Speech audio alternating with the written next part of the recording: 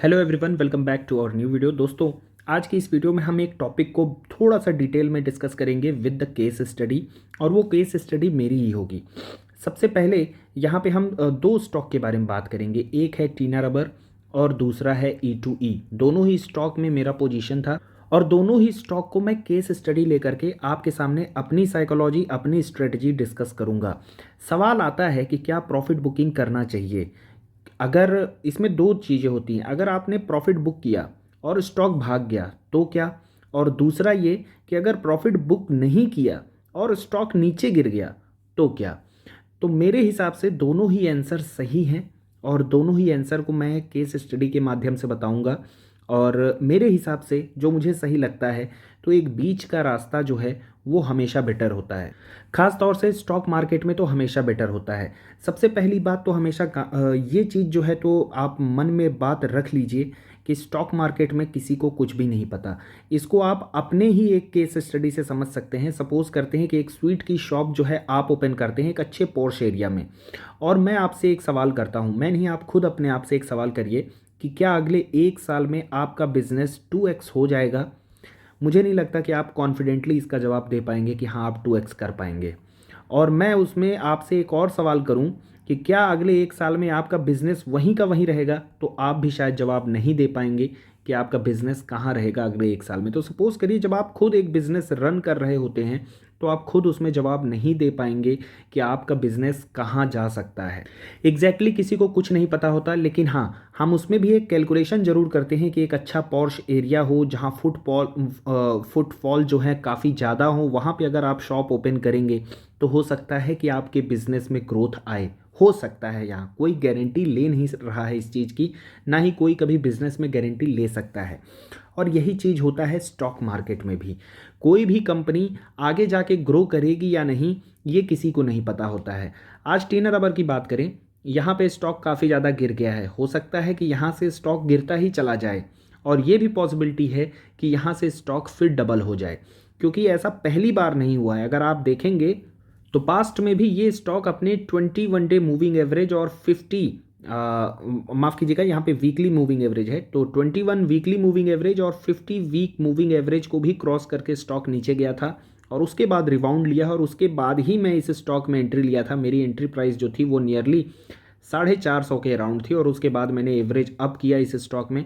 फ़िलहाल मैं बता दूं कि मैं इस स्टॉक से अपनी प्रॉफिट जो है लगभग 1800 रुपये के आसपास बुक कर चुका हूं। प्रॉफिट बुकिंग से मेरा मतलब यहाँ पे है कि मैं इसमें जो भी अपना कैपिटल लगाया था, लगभग 78,000 रुपीज़ मैं इस स्टॉक में लगाया था, और वो पूरा का पूरा मैं अपना कैपिटल निकाल चुका हूँ। और कैपिटल निकालने के बाद आप यहाँ पे देख पाएंगे जो टोटल वैल्यू है, मेरे पास 76 शेयर बचे हैं, फ्री के हो गए हैं क्योंकि मेरा कैपिटल निकल गया, और टोटल वैल्यू 96,000 जो है इस स्टॉक में मेरी।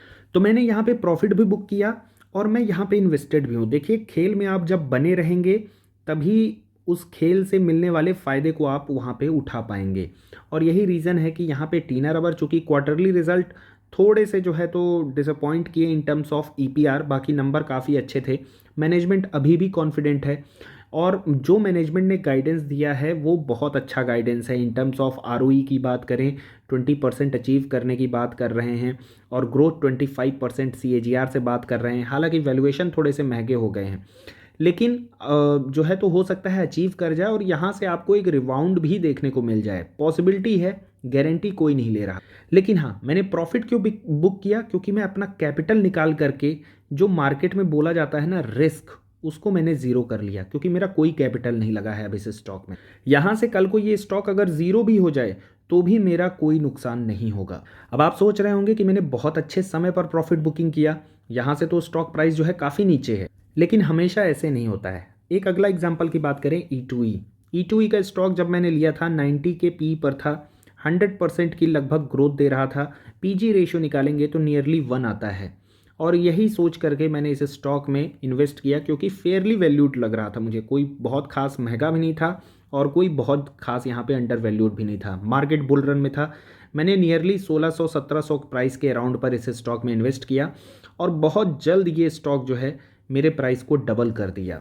2 महीने में यहाँ पे पैसे डबल हुए, और जो पी था उस समय वो 200 का पी चल रहा था, और ये काफ़ी ज़्यादा महंगा हो जाता है इन टर्म्स ऑफ वैल्यूएशन की बात करें तो मैंने यहाँ पे लगभग 3300 के राउंड इस स्टॉक से मैंने भी अपना कैपिटल जो है निकाल ली। और कैपिटल निकालने के बाद आज आप यहाँ पे देख पाएंगे 27 शेयर इसके मेरे पास फ्री में है, जिनकी टोटल वैल्यू 1,21,000 है। इसमें मेरा 1 रुपये भी नहीं लगा हुआ है। पूरा का पूरा यहाँ पे शेयर जो है मेरे वो फ्री के हैं। लेकिन अब आप देखिए मैंने प्रॉफिट बुकिंग कहाँ की, 3300 के राउंड। स्टॉक प्राइस उसके बाद कहाँ चला गया, 5000 के ऊपर भी गया। मैं यहाँ पे भी प्रॉफिट बुकिंग कर सकता था, मेरे पास नंबर ऑफ फ्री शेयर हो सकता है और बढ़ जाते, शायद 35 हो जाते। बट देखिए किसी को कुछ नहीं पता होता, प्रॉफिट बुकिंग करने के बाद स्टॉक बढ़ भी जाता है, प्रॉफिट बुकिंग करने के बाद टीनर आवर में हमने देखा स्टॉक गिर भी जाता है।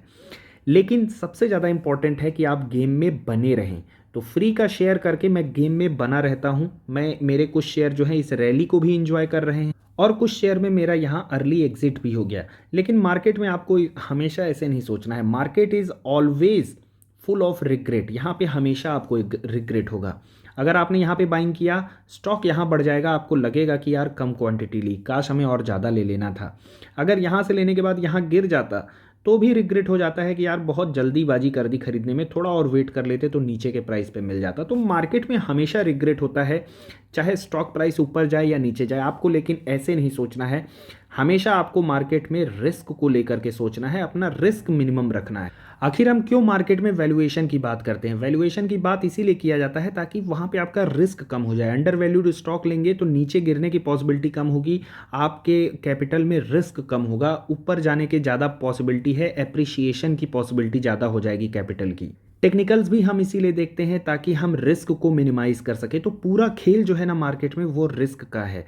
और जब भी प्रॉफिट बुकिंग में आपको अपना कैपिटल निकालने का मौका मिले, रिस्क को ज़ीरो करने का मौका मिले, आई थिंक वो अपॉर्चुनिटी हंसते हंसते हमें उस अपॉर्चुनिटी का फ़ायदा उठाना चाहिए। अब कुछ और केस स्टडी ले लेते हैं, जैसे कल्याण ज्वेलर्स। यहाँ पे भी मैं 100% गेन में हूँ और टोटल वैल्यू देखेंगे तो 2,63,000 है। चाहे तो यहाँ पे भी मैं अपने हाफ शेयर निकाल लूँ, कैपिटल निकाल लूँ, लगभग 1 लाख के राउंड इन्वेस्टेड रहे। सिमिलरली एचसीएल में भी आप देखिए काफ़ी बड़ा अमाउंट है, लेकिन मैं फ़िलहाल यहाँ पे ऐसा नहीं करूँगा क्योंकि कल्याण ज्वेलर्स के बिज़नेस में मुझे बहुत ज़्यादा ट्रस्ट है।